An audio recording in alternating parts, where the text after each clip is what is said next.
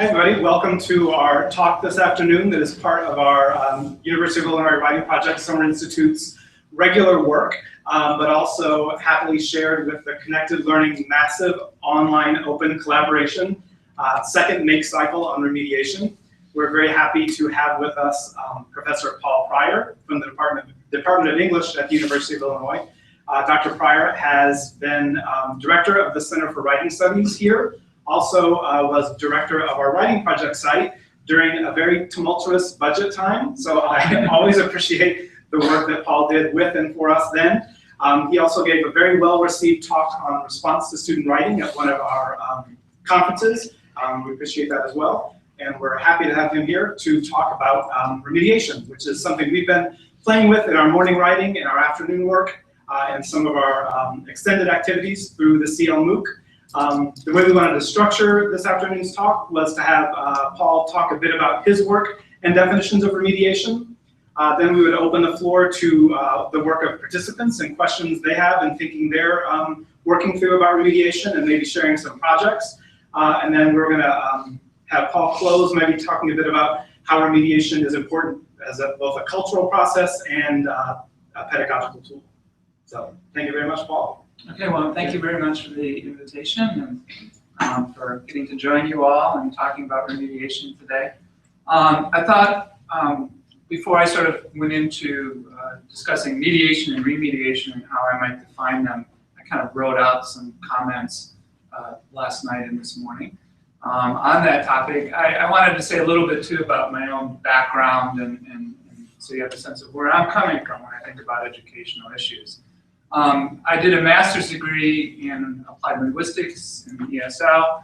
I taught ESL to adults at Indiana University. I was in Saudi Arabia for 2 years teaching there. I went to the University of Wisconsin-Madison and taught there for about 7 years before I went back and got a PhD in curriculum and instruction in second languages and cultures education. My research, though, was focused on graduate students and how graduate students came to be involved in disciplines that they were participating in, like education, sociology, American studies, geography. And I took kind of a classroom-based approach, so I sat in on classrooms, did observations, and I was really interested in sort of how writing in particular was assigned, talked about, interpreted, done, responded to, assessed, and what the consequences of that were for the texts, for the people, for the disciplines involved. So that was kind of my earlier research. I've also done research on how undergraduates and graduate students and professors organize their lives around their composing processes. And I did this work with Jody Shipka. We asked people to draw pictures. I think maybe you've drawn pictures in here like that. Draw pictures of your writing processes and thinking about how you organize what you eat and drink and do things like that as part of the composing that you do and who you talk to along the way. I've also done some close research on a digital art group that was in art and design here that was remediating an art project that they had online. And that was sort of like videotaping them at the computers and them talking to one another and things like that. And my most recent research project is a lifespan analysis of my daughter as a focal participant and how she's become a biologist. So I've got writing that she did at local elementary schools before that, family memories, text she did in high school, in early college, and so on. And I'm also looking at two other biologists, one of whom is her husband and another is a close friend, and sort of seeing somewhat their paths and also how they work together even though they're not in the same universities, not in the same parts of biology, and do different kinds of work. So that's a little bit about where I'm coming from, and I might kind of refer back to any parts of that. So I was asked first to define mediation and remediation, and I've done this in writing, I've done this in talks a number of different times, but I thought I'd write something a little different. So let me just kind of read through this in a way. In a sense, mediation points to the idea that we as humans never do anything alone.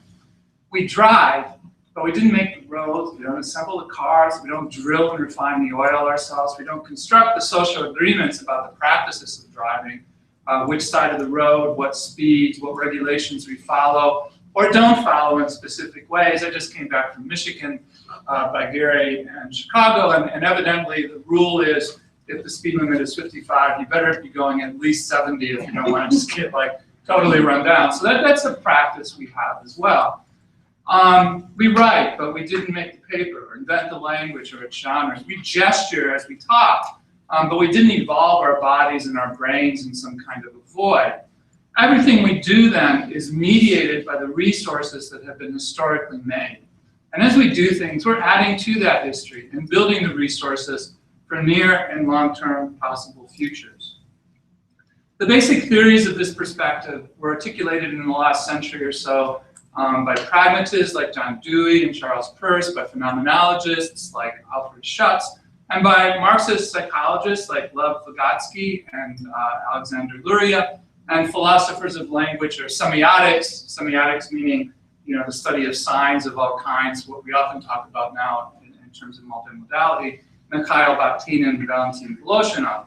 Bakhtin very usefully noted that we don't get our words out of dictionaries, but from other people's mouths.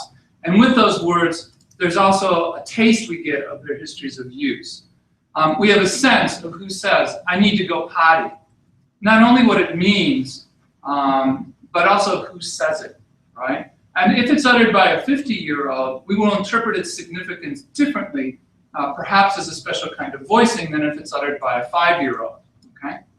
Arguing against the views of language as a kind of Neoplatonic system, this abstract, nowhere, no time system, that were central to a lot of basic dominant linguistic theory over the last century. Ferdinand de Saussure is often considered the parent of both linguistics and semiotics. Noam Chomsky, in his role as a linguist as opposed to his role as a political commentator, and other innatists like Steven Pinker. Voloshinov said language, and really all signs, gestures, images, sound, material, forms, are fundamentally historical phenomena. They come out of histories. So one sense of remediation is simply that we are always mediating our thoughts, feelings, identities, words, images, sounds, and actions by taking up and fiddling with existing resources historically made by others. And often we're doing so in some form of close collaboration, immediate or spread out in time and space with others. So we're not mediating anew, but remediating, remaking, repurposing, remixing, relanguaging. And a side note, from this perspective, teachers are always actively co-authoring with their students, unavoidably co-authoring with their students. And the question is what kind of roles you're taking as a co-author in that interaction. Of course, mediation in this sense and remediation do not erase agency. We're agents in our activities. We're pursuing goals we have. We playing our comfortable habits to make futures we desire or perhaps that we view as somehow faded. But we're doing so with histories made available to us, the work of many, many others, human and non-human, over considerable stretches of time. Jay Bolter and Richard Grusin wrote a book around '99 called Remediation at MIT Press, where they were talking about one special sense of remediation, the sense we get when we focus on the media in remediation, media. The medium or genre of some message, some information, some text in the widest sense of that term, like a film is a text, okay? They were interested in how some old medium like print or paint or architecture is translated into some new medium like film or interactive digital objects or smart machines. They were interested in how at this point in history, for example, a prose novel might be made into a movie with trailers and making-ofs, a comic book, a video game, a digital hypertext, not to mention a set of toys, t-shirts, blankets, pajamas. Jurassic Park, I guess now Jurassic World, is in this sense a multimedia production system. And beyond the circulating texts that we encounter are a lot of background genres and practices also involving a mix of media, making sets, making budgets, doing storyboards, drawing and scripting, completing contracts, organizing early showings, and so on.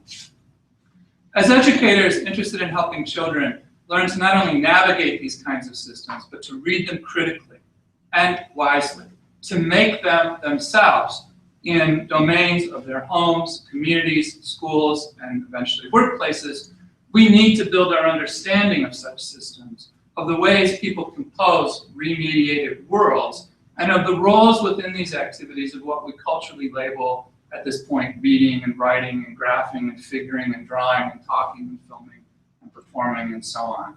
So that's my quick thumbnail definition of mediation and remediation. I don't know how much this is familiar or not, but to what you've been talking about, but that's kind of my sense of it.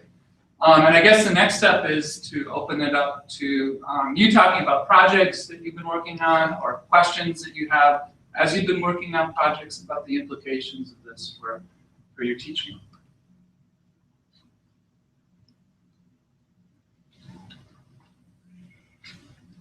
So both mediating and remediating involve using things that have already been created or already exist.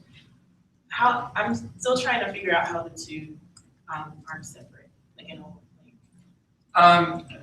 There are separate histories and conversations about them. So in the work that's come out of Vygotsky's work, and mediation is a kind of key term. Remediation isn't really saying something different, but it's trying to make the point that this is always dialogic in Bakhtin's sense at every level. So the same things that Bakhtin said about how we get words from other people, and then we try to take up those words, and oftentimes you have to kind of fight with the meanings that have been embedded in them that other people are likely to hear. That's true for every tool we take up, every mediation that we make. So the re is just trying to call attention to the point that we're not mediating anew. So it's not really a different theory, like here's mediation and then here's remediation. It's a different take on the same set of issues.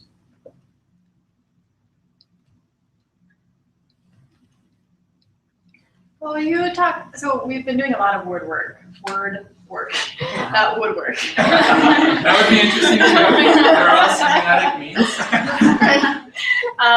And so another one that I'm struggling with is thinking about remixing and remediating. So will you tell me some more about the histories of those two words and ways that I can think about those?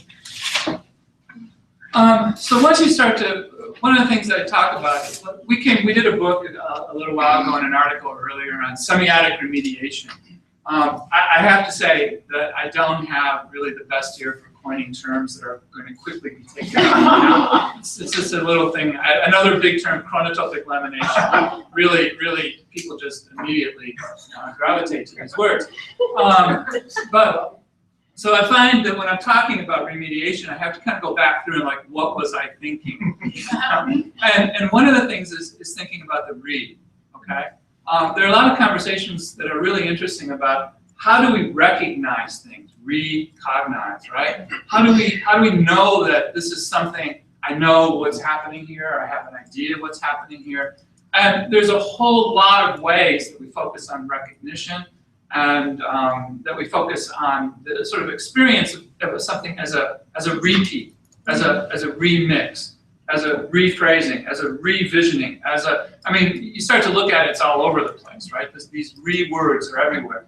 And part of our interest is really in focusing on the re. You know, what is it that allows us to have that familiarity that feels like I've encountered something like this before? Not the same thing, but something like this. And that previous encounter, or more likely, that whole history of previous encounters, helps me to have a sense of how to step forward and take the next step, okay? So remixing is in that sense not different from remediation. I would say that the way I just described it, remediation is the more general term. Remixing is often in digital domains and with a focus on, you know, picking up lots of different things and putting them into some new text. So I take, you know, clips from some films and from this, and I add a voiceover and I put some music under it, and I've remixed it. With the availability of digital technologies, obviously, we've been able to do a whole lot of new kinds of things with signs, newish kinds of things. One of my favorite albums when I was really young, this is like in elementary school, was this album that took like politicians, and it would take recordings then a new technology, and sort of remix them and remediate them so that they were ridiculous. So like Lyndon Baines Johnson, president, being asked a question and then him saying things and you can recognize his voice, but they're completely absurd. So I just would listen to that for hours laughing and things, So I that's an early remix. Like an auto-tune. Yeah. Exactly. In your research, I'm still trying to grasp all this kind of stuff. Have you found out when kids or students begin to recognize that they do this, and how can that impact how they approach it? Kids start to recognize this almost immediately because it's the only way they can participate in culture. My wife actually did some research on a family game we played called Cindy Magic, and she's written about this and I've written about it. Cruella de Vil, our daughter, the biologist, was really upset by Cruella de Vil when she saw the animated cartoon. She loved animals. Cruella de Vil was going to turn them into coats. It was like traumatic, right? So she created a good character called Cruella Magic who would save animals. So we started playing this game, and we started it initially when she was about 3.5 on a long car trip, and it was like, who's there? Hi, this is Holly Hippopotamus. I'm looking for my kids, Heather and Higby and Gorilla, Horatio. And have you found them? Yes, I have them. Here they are. Oh, thank you, bang. We played this game, and then her sister played this game for like 10 years. It got a lot more complex than that over time. But my wife did a video recording when our younger daughter was about 3.5. And what's really striking is at 3.5, she's just, beginning to use language, just beginning to put the world together. And she's sitting there pointing to a spot on the rug and saying to me to be a vampire bat, which has never happened before, and I don't even know where she heard vampire bat, and fly down into that spot in the rug, which is apparently a window into the backyard of the Cruella Magic home, to bite the hunters. 3.5, this is amazingly semiotic, flexible, agile activity from a really, really young kid. So, basically remediation is how people learn language, how people learn to navigate culture. And at that age, she's doing it to make everything right again, make everything okay. She's doing it to make everything okay. She's doing it to play the game. And she's, I'm not saying she understands everything that's happening. We had invisible cheetahs who would get the hunters that would help Cruella de Vil. And when her mom, my wife, asked her in an interview, what does it mean to be invisible? She said, I can't see them. She didn't have full control over what we were playing. There were different levels of play. But when do any of us ever have full control over any of the conversations or texts that we're part of? There are always blank spots, confusions, misreadings, misunderstandings. That's how we navigate the world. So, kids do it from really, really early on. Not my research, but Julie's kind of points to that.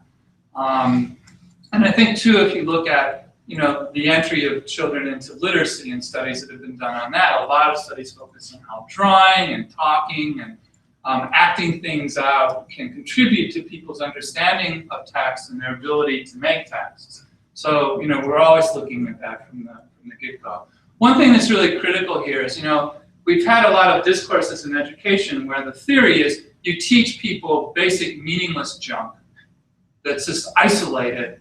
And then once they've mastered that, then they can go on and do interesting and complex things. And my argument of people kind of in the area that I'm in, is that's not the way things work. That the way things work is you're always navigating the really complex stuff. And that you learn by doing that. And that actually what we call those basic pieces are kind of things that we come to recognize out of the whole process later in the process. We begin to be able to analyze the grammar of the language, but initially we're just trying to get the cookies, play the game, stay up an extra hour, whatever it might be. We're not like sitting there going, what tense do I use? you know, and critically, the best way to teach people to communicate is not to teach them, here's the tenses and here are the word parts, and now if you put them all together, you can talk to people and do things, you know. That's not the way people really learn language, even though it's sometimes the way people have been taught, especially foreign languages. In some respects, it's almost putting the play and ownership back into. Absolutely, absolutely. I mean, one of the things Vygotsky did really interestingly was he started talking about the role of play in early child development. And he said, you know, play is like one of Vygotsky's basic questions was what separates humans from animals? And he probably asked it too hard. But, you know, he was in Russia in the 20s, so, okay. But one of the things he said was, you know, it's like in play you start to see you know, a stick is a horse. And when I jump up and down, I'm riding the horse. And, you know, I started saying, you know, this is where children start to be not controlled by stimuli so that, you know, the stick is a stick, the horse is a horse. You know, I'm moving up and down, it's just me moving up and down. But where you start to have this cultural overlay, where you start to say, you know, this is me now riding a horse to go and rescue somebody, you know? So play is there. And Vygotsky, some of the people in his area kind of said, well, you do play, and then you do school, and then you do work, and each of these are leading activities in development. But one of the things he said at the end of play was he said, you know, play basically becomes part of our fundamental orientation into reality. Basically, our culture is play. You know, we do things for money. This is pieces of paper. You know, I mean, this is like a really complex, very serious game that we play, right? But I mean, it's weird. You know, it's like, yeah, I'm gonna do this, and you give me these 20, and whoo, you know, it's a game. It really is. We did a paper. One of the things we looked at in the 1960s, President Clinton read a novel about a bioterrorism. And the novel worried him, and he thought, are we ready for this? Can we handle bioterrorism? So he immediately kind of went and he started talking to people in the security forces of the government and said, what are we ready for in FEMA? You know, how are we going to do this?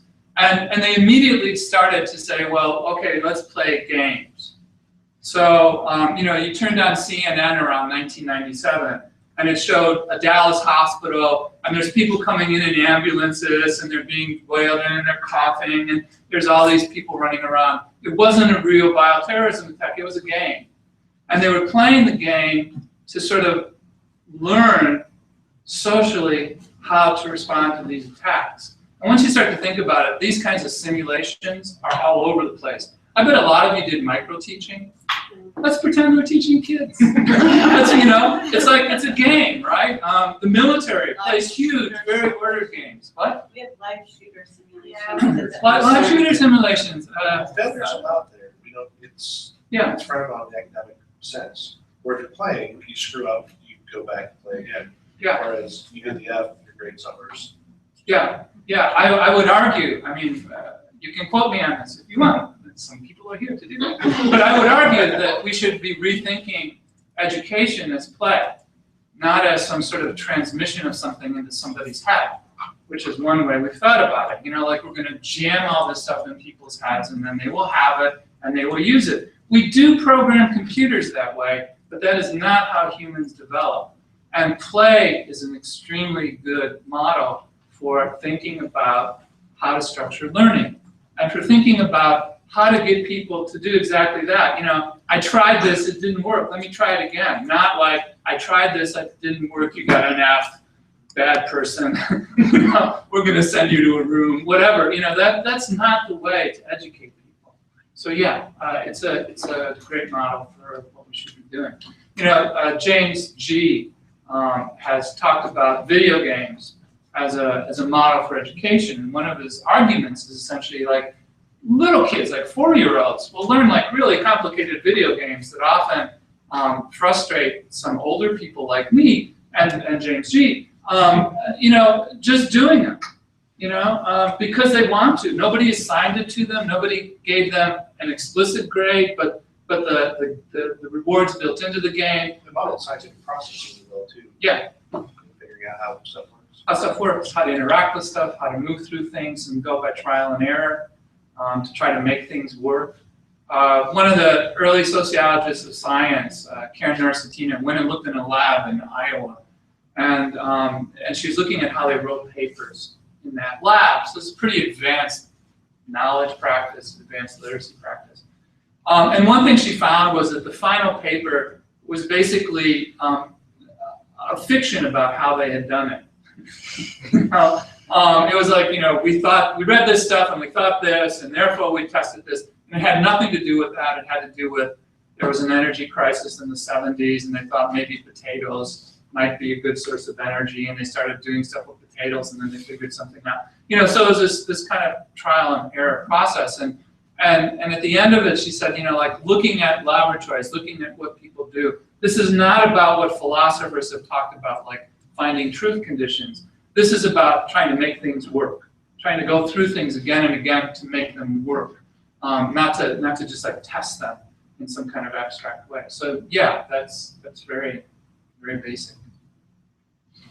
I'm wondering what you all have been doing with remediation. I mean, I can keep, obviously, you can ask me questions and I will say things, but does anybody want to talk about projects you've been working on and what they meant to you, what you've learned from them, what you're struggling with about them? Going off of what you were talking about with play and things, I have a presentation around it. It's spoiler alerts about play. However, but what I started in the classroom was the imaginative, second grade is what I teach, and the imaginative play around animals and puppets and characters in our classroom that became a part of how we talked about social issues, or like our tattle tortoise George, who would have a line of kids at times, and who would talk to. They would talk to and tell them their little issues or their little tattles that weren't, things that they had to learn to deal with themselves, that they used him to deal with. And then I'm even now starting to write a book based off of him to then use in my classroom as a mode to teach them the proper protocol or the usage of what George is there for them to do. Mm-hmm. Yeah, and I think one thing is we've undersold the power of play and our ability to communicate about all kinds of things through it. There's a book by Ron Suskind, Life Animated. I don't know if anybody's seen that. Suskind's had a child with autism. And this is basically about what's called affinity therapy. And one of the things that their son Owen did was he loved Disney, just absolutely loved Disney. And he would watch it and quote it and just quote lines from movies and endless. And they were having a lot of trouble communicating with him. So they got the idea, though, after a while, which is an interesting thing, because a lot of traditional therapy might sort of say, he's just echoing Disney. This is actually very disruptive. Try to stop him from doing that. But they got the idea that sometimes when he was talking about Disney stuff, it connected up to things going on. Like he might be talking about himself, even though he was just quoting somebody in a Disney movie, that the quotes were starting to seem contextually tied in, So they started watching Disney movies with him, and then they started having conversations with him, all in Disney speak. So they would quote back things, and they discovered they were talking about him and them and their lives together and what he wanted to do. And it became a bridge for him into a wider social world, because there are a lot of people who like Disney. There's fan fiction for Disney. There's a bunch of people who do all kinds. There's Disney, conferences and meetings and things. You can get all this stuff. So it opened up a social world for him, and he became much more proficient at being able to work within the Disney world to talk about other worlds. And so I think that's cool. That these kinds of activities and all the things that kind of go with them, to build up to them, because if you're playing a game like that, you're also reading about things, you're watching other people play, you're thinking about or maybe making things to be part of that game. So that all of those are the kinds of practices I was talking about before. getting into that whole system of practices. Not how do you write this text of this type tightly, but how do you engage in all the things that surround texts, that give texts meaning, that animate texts and lives. I'm gonna ask a follow-up question to Tomas. I don't know much about this project yet, so I want to hear more about what you're thinking about what that book is going to be like. Like, have you started drafting it, or what are your thoughts in terms of how it's going to function? How it's going to function in the classroom? Yes, I have as an introduction to the George is here. You know, so. Hi, George. So yes, so it's more of partly like classroom management, as like to make sure that George also gets anxious in groups and to like make sure there's not a line, that they're not being obtrusive to him, but also as also a model for their own writing too, and that he became a character in a lot. I started reading a lot of stuff about George, and then we have a camel, we have a sloth, and we have a reindeer, and they all became these characters in the stories that that my students would write. And then I thought about, well, I can use them as characters in my own story, to even use it as a teaching tool, a model, to even in the story itself now, there is it's between George and the polar bear. He doesn't have a name. I think I know that bear. And then the polar bear becomes more of a character to relate to the children.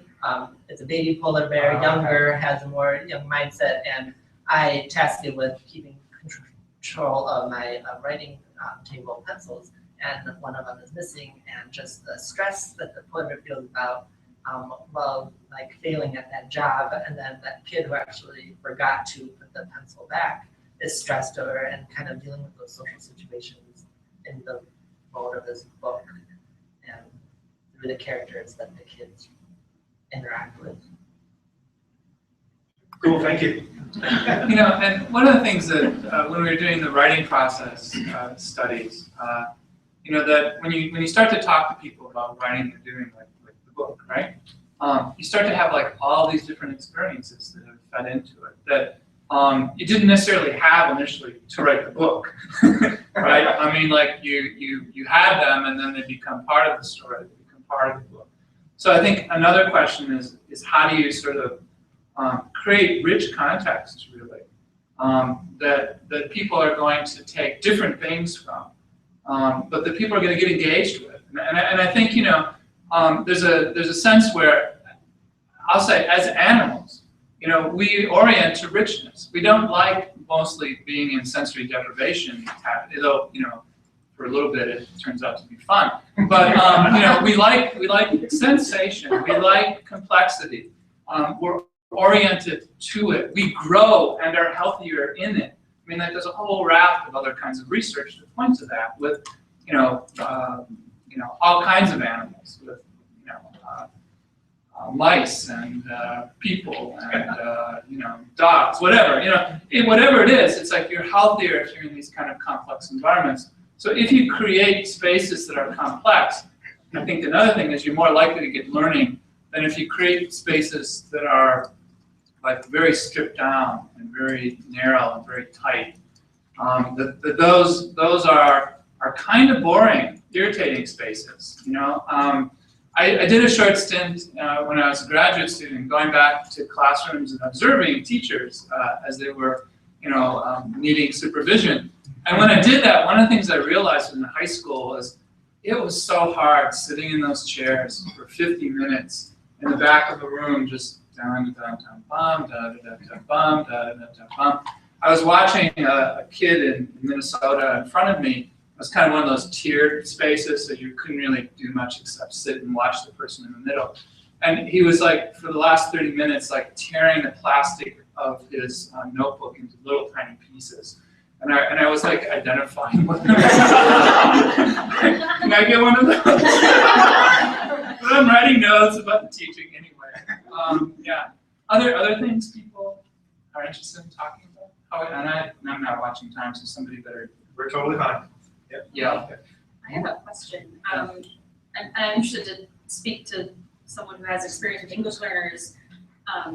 Something that I've really that has been made clear to me over this week as we remediate is the way, as you said, the meaning is really co-constructed.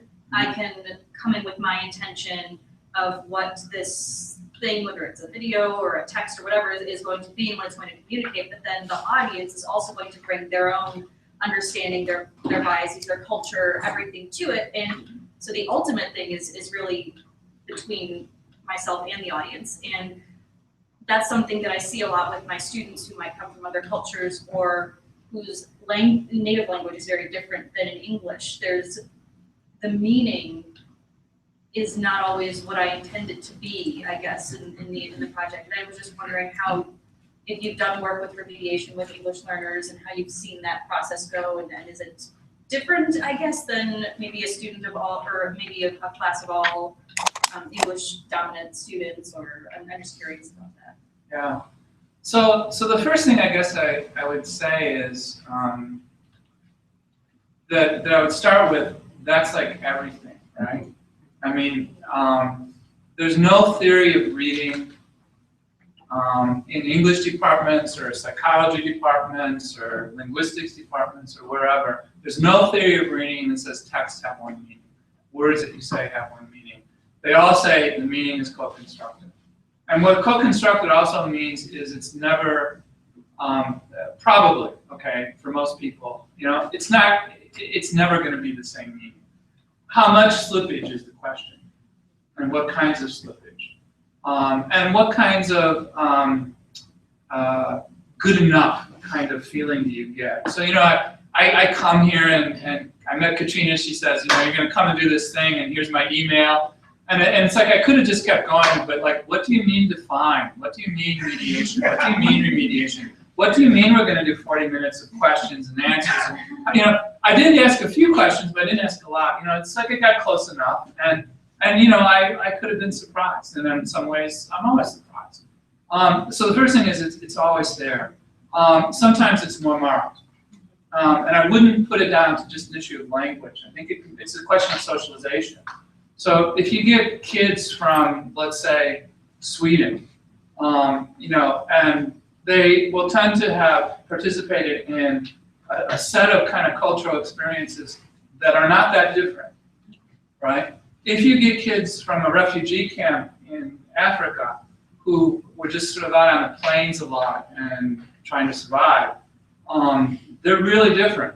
What their experiences are going to be quite distinct, regardless of the language.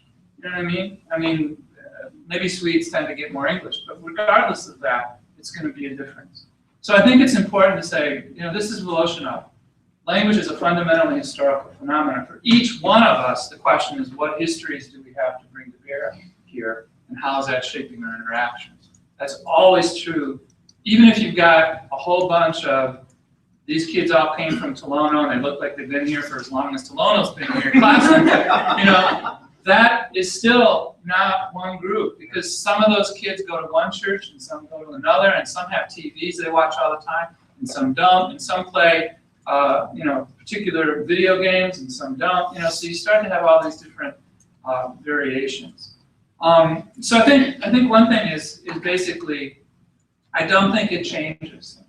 I think that the questions you've got are still those questions of how do we navigate rich, complex environments? How do we deal with when there's a confusion? When you thought, like, I said that I thought this was going to happen, it just didn't happen. What's going on? You have to kind of sort of work through it and figure it out. And in a sense, the flip side is, if you want to move people to participation in some kind of a common culture, the curriculum is how to build a history that has the kinds of experiences and gives kids the kinds of roles in those experiences that create a common enough culture for people to participate in. So it's not a question of they need to know, what do all third graders know? You need to know this part about baseball and this thing about Disney and this word and that word. It's not that. It's like you have to, because that's not even true for kids who, have grown up in completely sort of typical, well-formed ways. The point is that you have to have enough of this kind of stuff so that you have the resources to navigate things you don't know. I'm going to spin off your question to another one. We all agree that as writers, composers, makers of objects, makers of images, whatever it is, performers, that audience is a critical question. Audience is so unstudied, so unattended to in our pedagogy so far. How do you know an audience? I mean, you say know your audience, but how do you know your audience? Do you survey them? Do you surveil them with cameras? What gives you that access to your audience? And then the other question is, what are the kinds of things you can do with your audience? I mentioned her before, but this is one of my favorite books. Jody Shipka was here. Toward a Composition Made Whole. And she invited college students to sort of like say what they were trying to achieve rhetorically. So what are you trying to do? And so she didn't tell them what they were trying to do. So some of them came up with, and they were doing these remediation projects and things like that. So they would have to decide, I've got a task here, I'm supposed to go to the OAD and get a word and talk about definitions, but I want to communicate that word and its history to people. What kind of material do I want to use? How do I want to do this? How do I want to convey the definition? So like one of her examples, one of her students was getting the word conformity. So she got an Abercrombie and Fitch shirt because like that was big in her social group. And like she wrote stuff about conformity all over the shirt in black magic marker, Somebody was talking in another project about body image. So she wrote the essay as such, wasn't really long, but she wrote it on a full-length mirror in red lipstick. So the only way you could read it was to see yourself in the mirror. Okay, these are very interesting uses of material. At the level of audience, she had students whose goal was to frustrate. So like one of her students was angry at her, so he wrapped his project in a whole lot of tape that it took her forever to unwrap. And part of the thing was, I wanted to frustrate you. That's an audience goal. Frustrating people. Scaring people is an audience goal. Confusing people is an audience goal. Watch TV any night and you'll see these things all over the place. Read a French novel, it's like the goal isn't like, oh, it's all clear now, right? The goal is, I'm going to confuse you. I'm going to trouble you, okay? Do we invite our students to explore their ability to achieve those goals with people they can see if they've achieved them with? So we learn audience sort of from interaction, and other people learn that too. If you study a language, I studied French, I think I know some French, I go to France and I say something, and people just look at me and I go, okay, I don't know French. Or the interesting one is that, I walk in and say, bonjour, and they say, hi. Not just, you're not French, but you're English, and it's like, okay, that's apparently where I'm at. So, I think the other thing is like, we can do a lot more with audience. We can help people understand the moment by moment meaning making that readers and listeners and observers and seers are getting from their products. And that's going to help them to develop as speakers, as writers, as imagers, as performers, So creating opportunities for that to happen, like, what did you understand? Not, again, it's not a test. It's not like, you didn't get it, I failed. It's like, that's what they took from it, I gotta say, I write books, I give talks, and then I read things people have written about my books and talks, and I go, interesting. I wouldn't have thought I thought that, but there you go. So maybe I can try to do something different the next time I do it, That kind of feedback is really important. It's not like, if we think that the way that we communicate is we learn a language and then we say things and everybody understands us, we're like way off, okay? We're always way off. And if we think that people will value it the way we intended it to be valued, again, we're going to be sorely disappointed, right? is Shakespeare a great author? Some people think so. Some people really don't like Shakespeare. You know, as much cultural effort as there's been in the Shakespeare industry to saying like Shakespeare's fun, Shakespeare's important, Shakespeare is great. You know, there's people that's like, God, you know, it does nothing for me, right? Everything is like that. Everything is like that. And again, a small side note. That's why our entire way of testing writing is essentially completely ungrounded in any theory right now. Because the way we test writing is that everybody's going to understand the text the same way and apply the same value to it.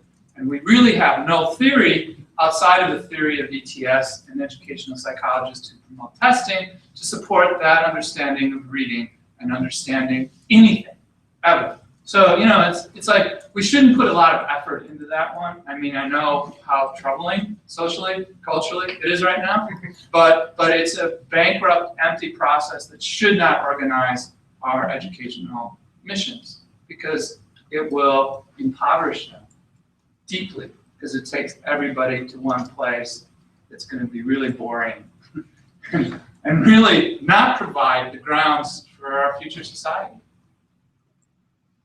Oh, I didn't expect that answer. I didn't know it was coming either. I'm glad we have it on tape.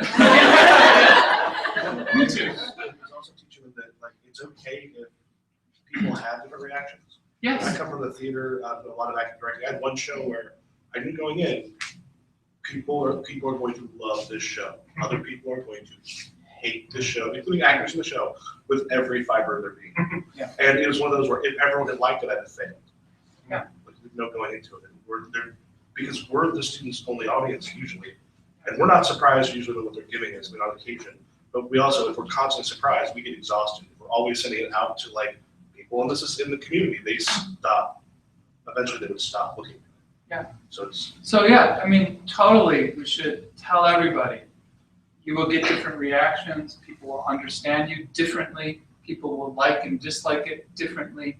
That is totally fundamental. And then it sort of gets into questions of, you know, like literature and theater as social cultural enterprises are ones that are really formed on the basis of generating different reactions. Everybody comes out and says, yeah, this play was about this, and then I like this character. And if that's everybody's reaction, it's probably a failure of a play. I'll ask, I found if you correct it, if you tell them the stuff behind it. Yeah. That particular one, just that way, it's this, I'd be really angry about it. Yeah. Shut up, just let No, let me Just do take it on my it. own. Yeah. On the other hand, you know, there are nuclear power plants in Illinois. If there's a failure that starts, I really want those people to know whatever the pattern is and not to be like ad-libbing and going like, huh, yeah, that red light. I wonder if that means the water's getting low. What do you think? You know, no, you know, but when we have those kinds of things where it becomes really critical that we're on the same page, then we have to think, what is it we need to do to create that? And it's hard. And there aren't a lot of things like that, but it's really hard to do. ETS actually figured out how to do that more or less for testing writing, right? Everybody has to write the same topic, the same amount of time. You pick a group of homogeneous readers socially and culturally. You have multiple readers. You make sure the readers read very, very fast, like 50 seconds. Have people done this? Oh, God. Yes, okay. 50 seconds, because if you slow down, you'll get different. And this isn't an economic measure, though it happens to be economically beneficial for ETS as well, but it's really a requirement of what's called reliability, that you have to have people reading so fast that they're not paying close attention and making much meaning. You have to kick out people who won't train. You have to constantly monitor.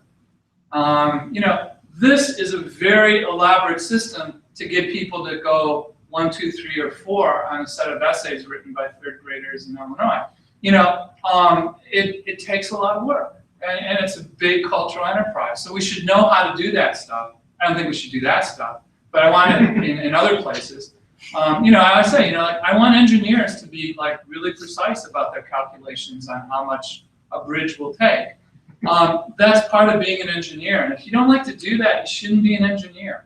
you know, if you're not really kind of obsessive about the numbers and getting the numbers right and checking and being careful, I don't want you building bridges. You know, at the same point, very few engineers make good theater directors or actors, or you know what I mean. It I happens. brilliant directors who were brilliant designers. Yeah, They yeah. should have stuck to being designers. Yeah. This is gonna be my closing remarks when we get to that point. End up there. I don't know where we are on time either, but 5 maybe? Or? Maybe it's time for one more person to talk about our project? Well, it kind of builds off of audience. One of the projects that we did here, I think it was probably the most challenging one for me because as an artist, I guess, I stick to just writing and I write in my style and I do what I like. And to me, that's fine.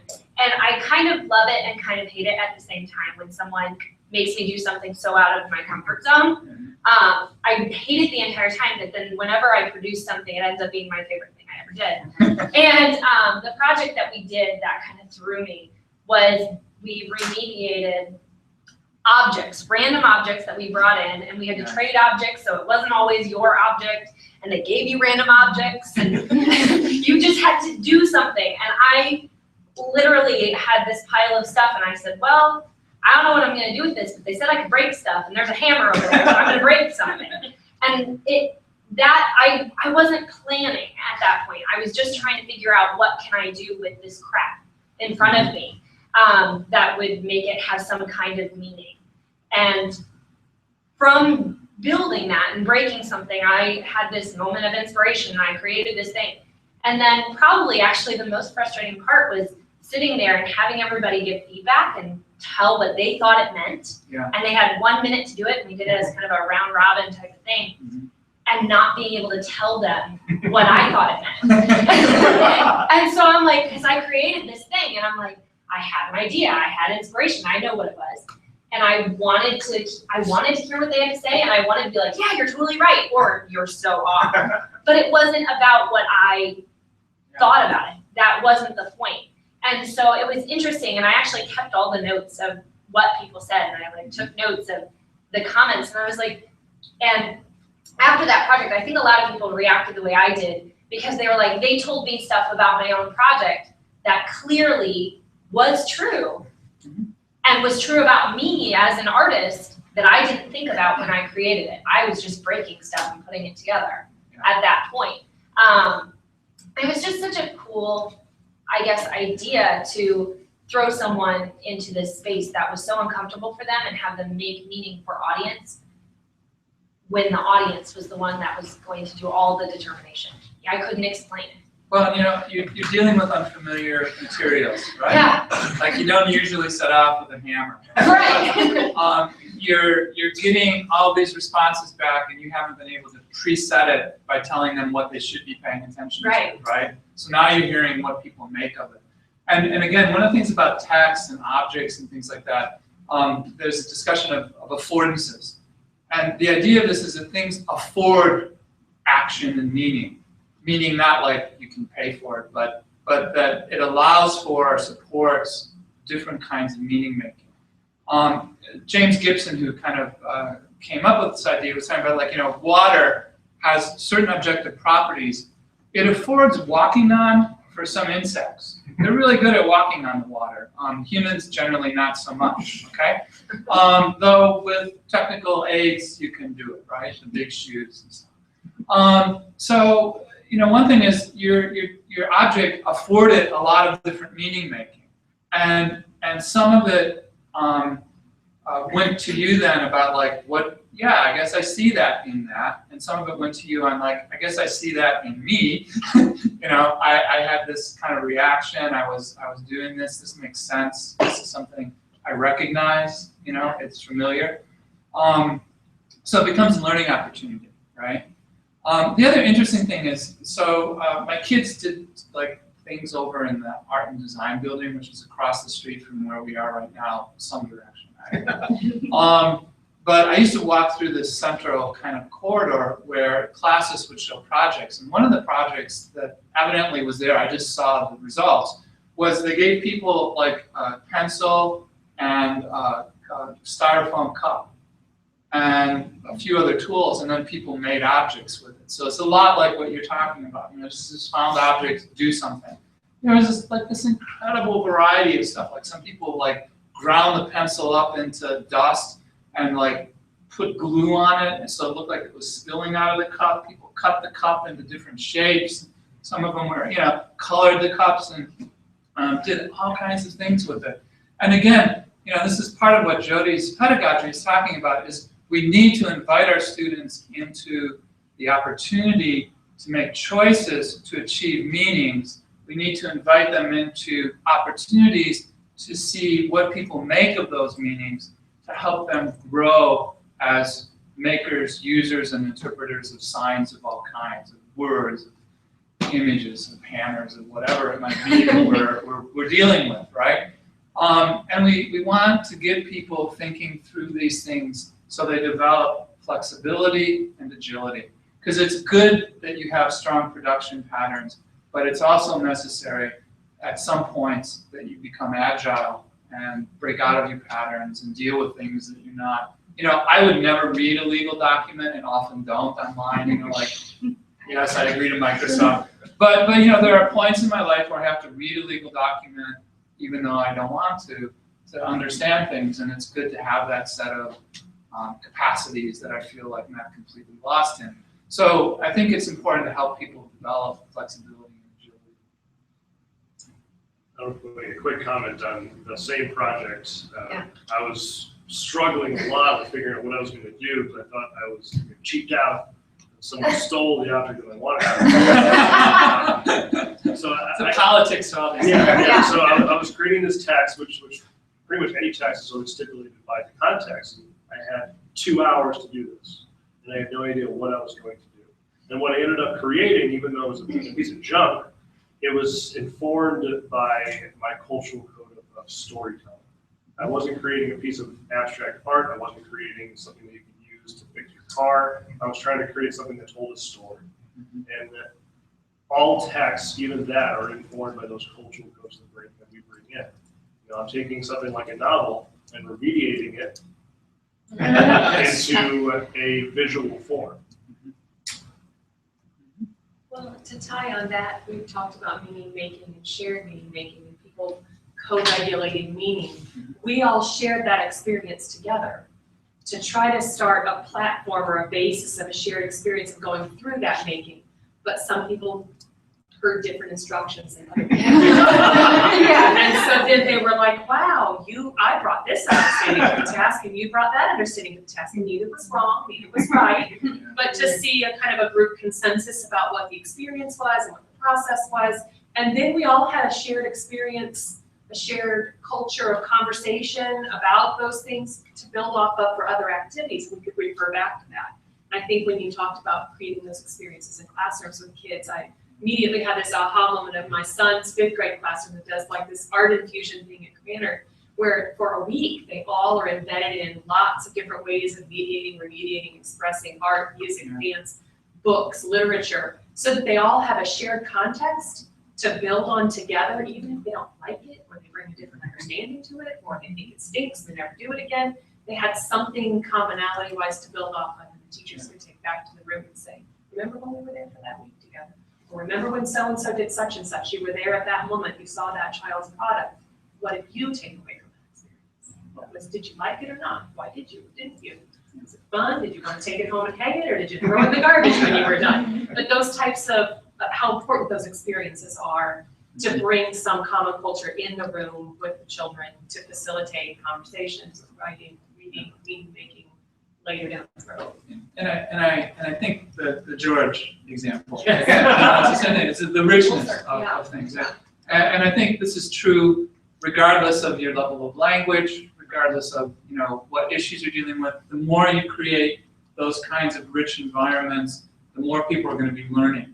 Now they might be learning a variety of different things in that environment, but the more they're going to be learning. And part of what they're doing is, you talked about cultural codes. Part of what they're doing is they're encountering all these histories, and that's an important way that we learn. The one thing I guess I would say though is I really worry about common and shared as terms. because it starts to get us back to everybody's going to hit the same page. I think what you had is a quasi-shared experience. Again, my penchant for nice, easy to remember terms, quasi-sharedness. I really love this term. But it's like in 1968 in Chicago, there was a police riot at the Democratic Convention. Okay, I watched it on TV the night I turned 13. Big night for me. Some people were beaten, some people were beating. We didn't share an experience. I didn't get beaten, I didn't breathe, tear gas and stuff like that. But we quasi-shared it. It becomes a kind of ability that we have to navigate something about Chicago, about the Vietnam War area, about the Democratic Party, about growing up in America. It offers a kind of opportunity space. But it's not shared. It's not like we all, and even if you go to Cranard, or even if we're all sitting together right now, listening to me talk or whatever, we're still just quasi-sharing. What's happening in everybody's heads is not the same thing. What you're understanding, taking away, what you like, what you dislike, it's all going to vary. So we're quasi-sharing it. But it does become a common point that we can navigate around. And that's why I think we have to think about education as building those kinds of quasi-shared, those common points we can navigate around, the kinds of experiences that allow us to navigate these types of conversations, these types of writing, these types of drawing, talking, thinking, and knowing, in order to kind of go forward. And I think that's what's really critical. I think one thing that remediation can help us do with that, kind of going back to the activity Bridget and Brian brought up, I was one of the people who kind of heard different directions, and I I thought I had to make something like useful, an item that can be physically used, and I wasn't thinking of like a story or a philosophy. So when all of these people came and looked at my item and started analyzing the symbolism in it, and there was none intended, there was a lot. And like Bridget said, it actually represented who I am as an artist in other ways, and I didn't realize it. For me, it was very powerful. At first I was like, well, this is going to be upsetting. They're going to look at my thing and say, oh, there's nothing to talk about. It's going to be really awkward. But it was really powerful for me to look at it from their perspectives. And it's kind of like, you talked about watching the event on the TV and you didn't share that experience, but for a moment you had a different perspective in mind. And there are still things like that, unfortunately, happening in the world. And I think a lot of people are very hesitant to look at those different perspectives to try to understand it. No, this is what I think, that is wrong, or that is right, and that's what I'm going to keep thinking. But remediating and even just kind of opening yourself to that, or creating opportunities for your students to open themselves, allows them to shift their perspective, and I think that can be very powerful. I agree. And my dissertation was actually, part of my focus was on understanding how people take up tasks. And part of my finding was that even in graduate school, when people are highly socialized, already have decided they're going to be sociologists, everybody takes up tasks differently. Everybody has some different take on it. And if you say, make it a draft, people understand draft differently. So one thing we should all, again, sort of think is that anytime you give a task, it's like you've thrown out there an affordance for something. Like this instruction was an affordance for a lot of different things. It's an affordance for something. You should expect to get all kinds of things back. And sometimes, what you take is like, well, that's a bad story. You're like, well, maybe it wasn't really that kind of story. Maybe the person wasn't writing a story the way I meant a story. I saw a lot of that even in graduate school, with quite proficient people. So it's just something I think, again, it's that part of the audience thing. When we give a task, the students are an audience. They're going to take it up and like it and dislike it and fight against it and bring their own projects to it in all kinds of different ways. And I think that's what's really valuable. Do I have a couple minutes, or are we done? Yeah, you have a couple minutes to wrap us up. Okay, I'm gonna do a wrap up. All right, because I wrote it. I can find it. And I said maybe talk about WPA outcomes and shift cover. I'm not going to talk about that. So, okay, I think part of the point is kind of taking a practice perspective on learning and the domains of the curriculum.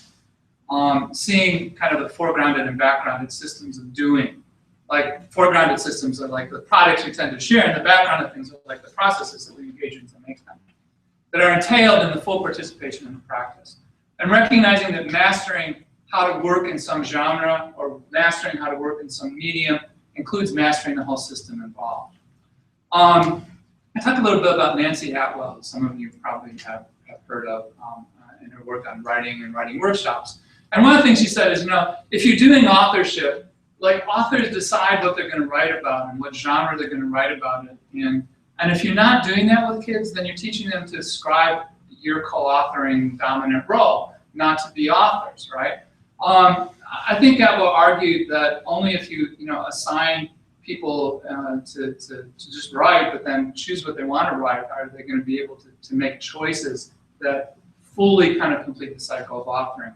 But what if we go beyond Atwell's really narrow focus on a certain kind of literary authorship, which is what her whole model ends up being built on, and ask what all kinds of people do, what kinds of lives they live, what kinds of practices they engage in. What do biologists in the making do? This is my case study with my daughter, watching animals, playing with animals, drawing animals, talking about animals, doing, bird watches with us as a family, all this kind of stuff. What do computer hackers do? What do environmental activists do? What do teachers of children do? Learning to write or do multimedia work is about learning ways of being in the world. All forms of life are about finding in the world a way of being in the world, a system of doings, a set of identities that you will choose to pursue.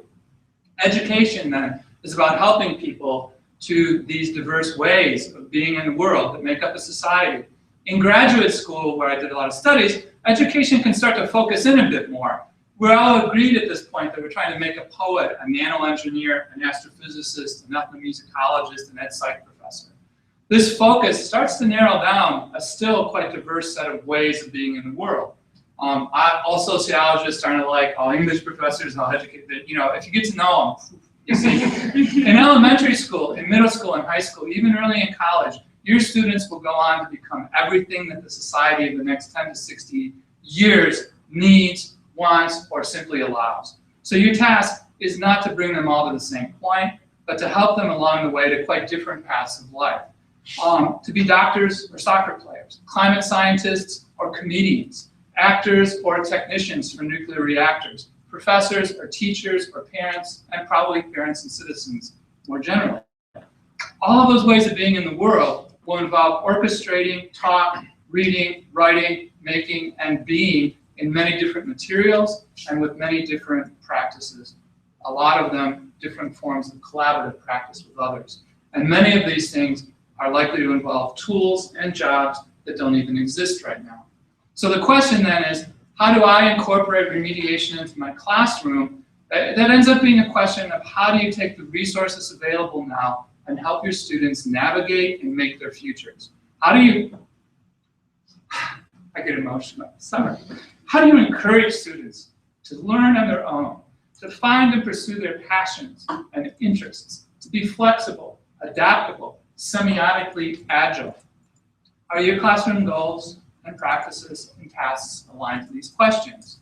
And I think what I would conclude, besides, again, a shout out that Jody Shipka has said some very bright, very interesting, and very useful things about taking this kind of remediation perspective to pedagogy broadly, is just that I think this is an interesting set of questions for us to be thinking about together this summer and beyond. And thank you for the time.